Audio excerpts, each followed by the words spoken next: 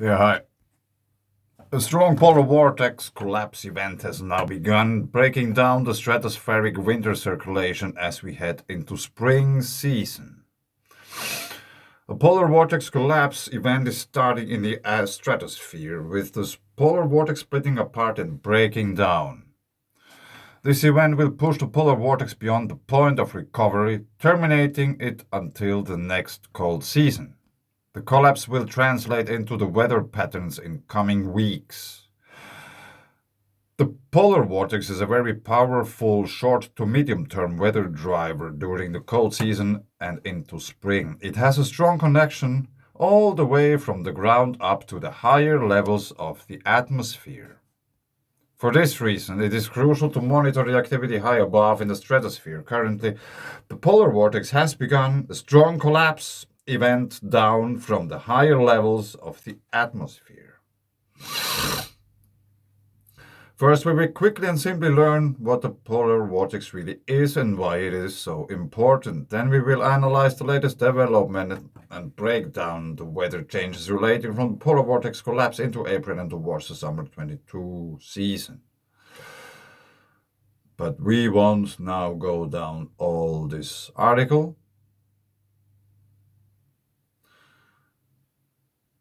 I just wanted to bring that forth that it is now breaking down our polar vortex. We are going into spring. And this is the weather which is going on at the moment over Europe. Bad weather. There is also quite much dust in the air. And I have been watching this I watch this all the time. And it was really interesting to notice how is connected to like really far away places, South America. And I was thinking, is there any possibility that the South American magnetic anomaly is connected some way, in a way, to the Kursk magnetic anomaly? Just by following the clouds. But anyway, it is really interesting weather, and I'm still watching for if there is any barrier building up here, then the weather in Central Europe would worsen significantly. Yesterday I came out of the shop and this was in the heaven, this kind of line. And I started to watch, and the people started to watch me, and then they started to watch that too. Even though they probably didn't know what's going on. But this is the boundary between two different, how to put it, different charged air masses.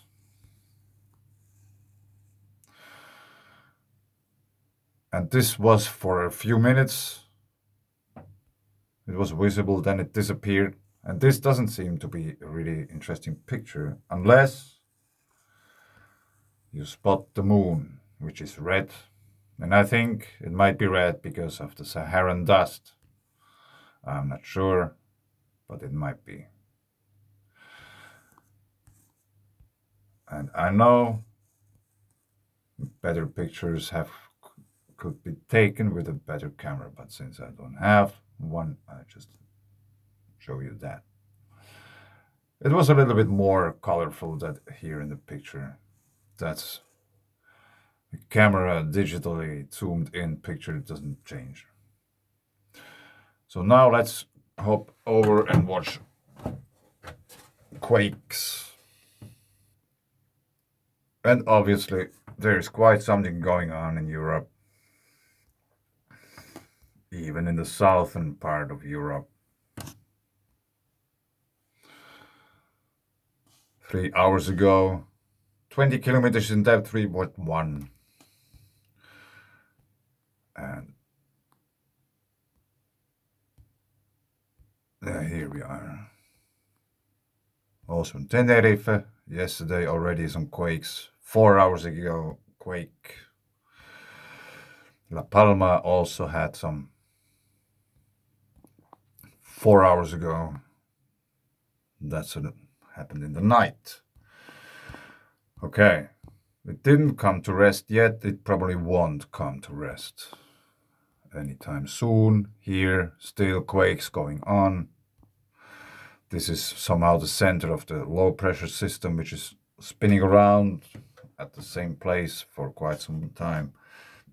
Here we have still activity here. In France,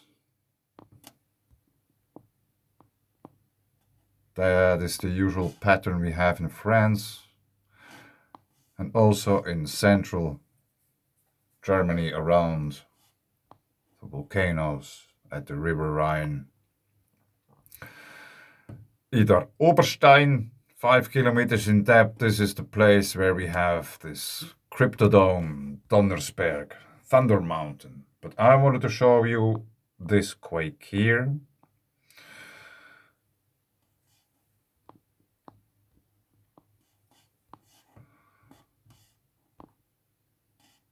Actually, it doesn't matter. One of those, 0.93 kilometers in depth, 0.80 kilometers in depth. And we are in Switzerland. And I noticed this place. It's a restaurant, Grotte of Fées. And this means Cave of the Fairies. So let's have a look at that. Grotte of Fées.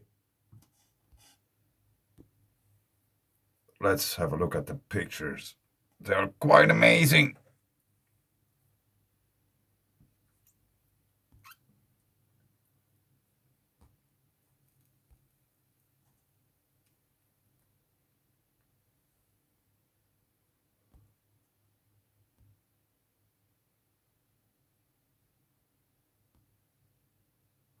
That's, I guess, the restaurant.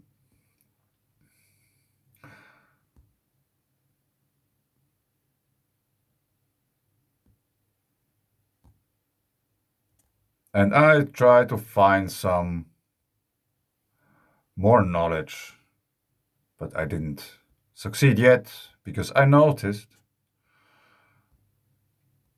that there are also carvings. At least it looks like. That's a screenshot and a bit enhanced. It didn't really help. This is probably the only thing which is recognizable. The cosmic wheel, the heavenly wheel.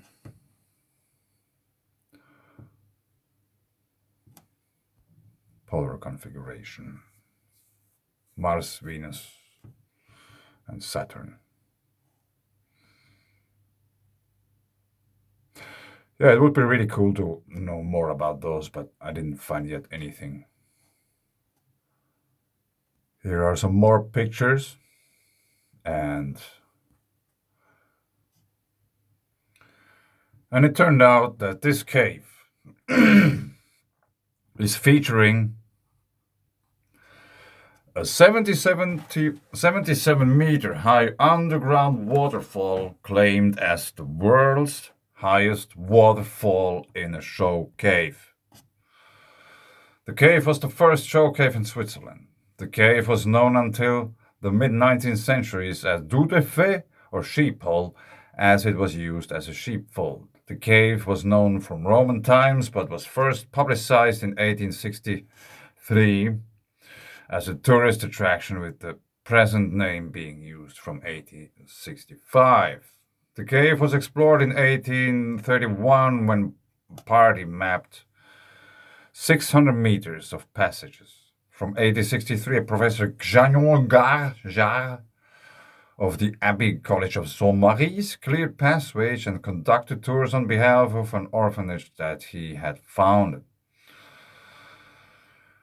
From 1865, the cave was operated by Sisters of St. Maurice, who coined the present name. In 1925, additional exploration extended the cave's network from the top of the waterfall. The network includes 504 meters tourist gallery, the 1,200 meter gallery de Moor, and the 2,184 meter Fairies cave section with an elevation difference of 122 meters, 400 feet.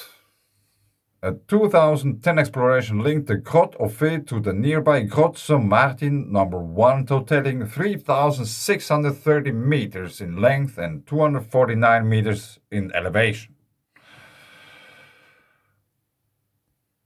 That's quite a cave.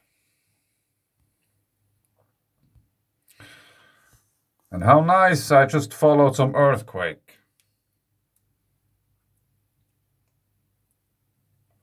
Yeah, I just thought I'd share that with you. Let's keep our eyes open and be humble. Thanks. Bye.